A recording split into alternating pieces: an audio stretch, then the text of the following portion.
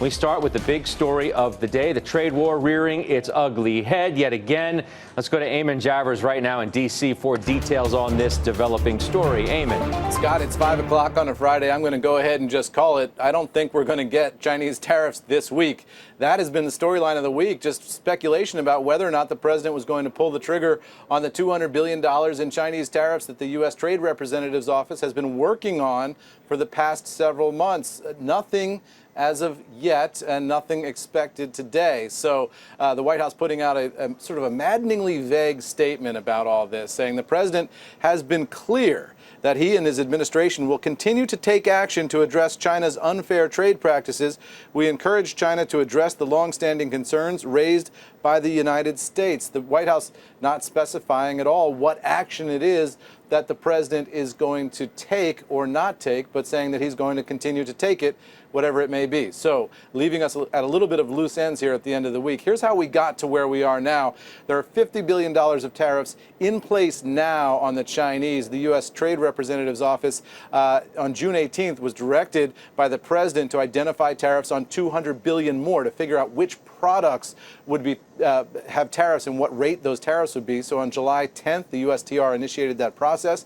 And then on September 6th, the comment period ended on that. And so that's why a lot of folks were suspecting that this week, after that September 6th date, was the week we would see those tariffs. The president had tweeted that they might be coming last weekend. But as I say, here we are Friday evening, and we don't have those tariffs yet. So we'll see what happens maybe next week, guys.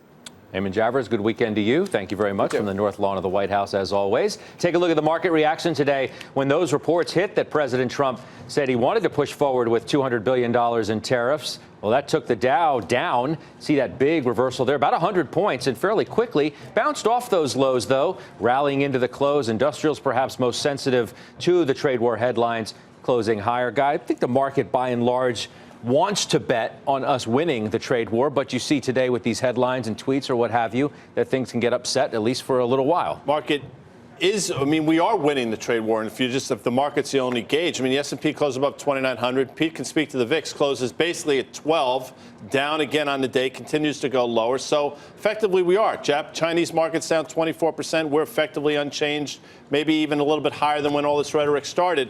I'll say this, though. I think we're underestimating the resolve of the Chinese. I'll say again, why would they, if they've waited this long, why would they make a deal before midterm elections, which we have about a month and a half, 2 months for, or before the end of the year, quite frankly, especially with all the rhetoric surrounding the Trump administration? So I think we're underestimating the resolve of the Chinese, in my opinion. Yeah. Dan, I mean, you know, David Tepper telling me yesterday that the trade war was sort of the single biggest unknown, the trickiest thing, in his words, to try and figure out as an investor, whether you're somebody with the acumen of a David Tepper or mom and pop investor out there maybe watching right now. Yeah, so I think at this point it's kind of interesting because we just saw that consumer confidence print this morning above 100, pretty high print here, and it doesn't seem consumers are too bothered by $50 billion in tariffs we have right now. I think it's important. I don't think the president understands this. It's not like we're receiving money for those tariffs. It's really in the form of higher prices for our consumers. So all of a sudden they slap on $200 billion of tariffs and they get these retaliations. This is where the consumer starts to get hits here.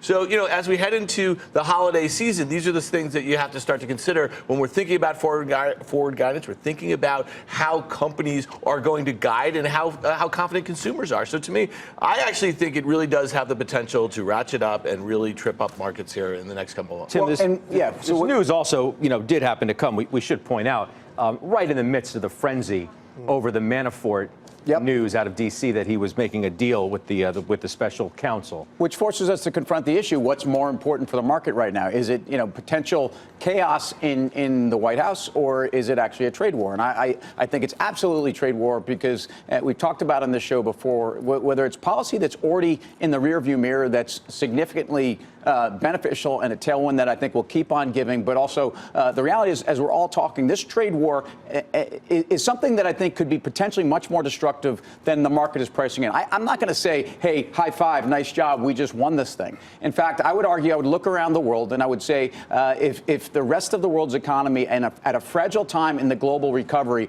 is now printing PMIs that are south of 50 in some parts of Asia, and actually we're seeing significantly lower confidence indicators in Europe, even despite the fact that small business and workers in this country arguably have never been happier. I don't think you can exist that long. And my view on the trade war is this isn't about manufacturing jobs. This isn't about do we get some better equilibrium. This is all about control of the internet and trade data in 2025 made in China. Yeah, and it all depends, Pete, on where it's all going to shake out. Yeah. How much the market, let's say if these tariffs really go into effect and you get an escalation of the trade war, what that means to the downside to the S&P, or if you get a deal with China, what it means to the upside. Yeah, and no one can seemingly figure that out. Right, and I look to more of the upside because I think this is more of a negotiation tactic. I don't, none of us will know until it happens, but we all know that that's something that Mr. Trump has put out there many times about negotiating and how he's going to be doing this. And Tepper called it tricky.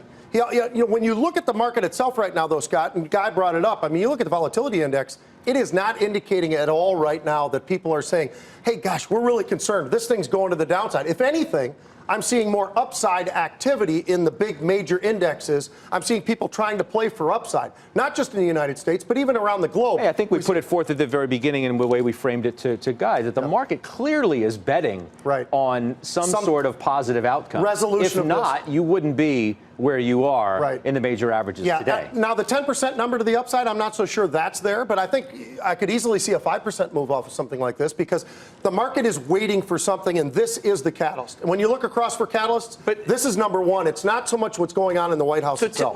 But it is, okay, because that's earlier this week, earlier this week, we saw Larry Kudlow, the National Economic Advisor, speak to some optimism about getting a trade deal. We saw Steve Mnuchin, the Treasury Secretary, yesterday, and the president comes out and he just shuts the whole thing down. And so to me, I think this all it's going down a parallel path with everything else that you just mentioned about the Manafort thing. We have an increasingly compromised president, and therefore it goes back to what we're talking about when Guy says the Chinese, they don't have to actually blink right now. They can wait and see this thing out a little bit. I would argue, Dan, that whether the president's compromised or not, and I don't even want to opine on that, the guys that are in place that are putting forth this trade policy, they're going nowhere. I mean, bottom line is this is a group of guys that have been waiting to do this to China for a long time. And I think there's some elements of what's going on here that actually makes sense. So, but the irony is Kudlow and Mnuchin don't want to do it. Look, part of my point in saying what I did earlier is that who knows whether this headline that comes out about trade was anything more than misdirection, change the subject in the face of some pretty damaging potential headlines about the Manafort deal that had all consumed all of us for a matter of time. The markets maybe didn't react all that strongly to it, but nonetheless, anytime there's been one of these tweets and the market's gotten upset or a headline that's negative on trade, it's been quick. It's been quick down, and then it's how about the resilience of the market today? An hour or a day or whatever later, the markets come right back. And how about the fact that the market moves down 100 points from where it was? It was up 50, it was down 50, and then suddenly you look at it towards the end of the day and you're saying, hey, look, the industrials look strong for the majority of the day. Financials, I know, didn't move enough, but if you look at certain elements of the financial world, the insurance,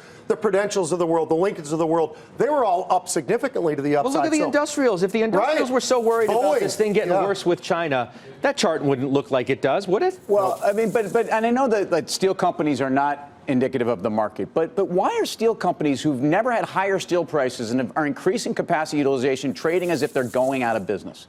And that tells you that those companies that are on the front line of what's going on, I think, are vulnerable and are exposed. And I don't think the market's paying attention to that. But so the market, we have the S&P 500, it's the only major equity index in the world that's really up, right? That and the NASDAQ, obviously. So in the U.S. here, we're up 8.5%. Every other major equity index is down. Maybe they're kind of telling us something. Maybe letter X, your U.S. Steel, is kind of telling us because the higher we ratchet up this trade war, the slower we're getting for this global economic recovery that we're supposedly in. So to me, I think it actually poses, forget about our equity markets. So forget about looking at the VIX at 12 or 13 or the S&P 500 at 2904. What else is going around right here? And do we have the potential for all of this kind of seeping growth globally to kind of work its way back in here towards the end of the year in early 2019? Yeah. May I ask a quick question? What holiday season? I mean, September. What are you talking about, like Columbus Day holiday season? Don't throw anything at me. It's going to be here. It's Indigenous People Day. It's not Columbus. It's going to be here before you know it. Consumer spending into the Christmas holiday. I'm kidding around. Take a joke. It's Friday. I'm not a hot shot. And quickly, the other side of your steel. There has been a steel stock that's done actually very well. It was up 3.5%. We did a power pitch a while back. Cleveland Cliffs trades like somebody's about to buy it. So U.S. Steel is traded awful. Cleveland Cliffs bouncing. So there is some sort of dichotomy at least there.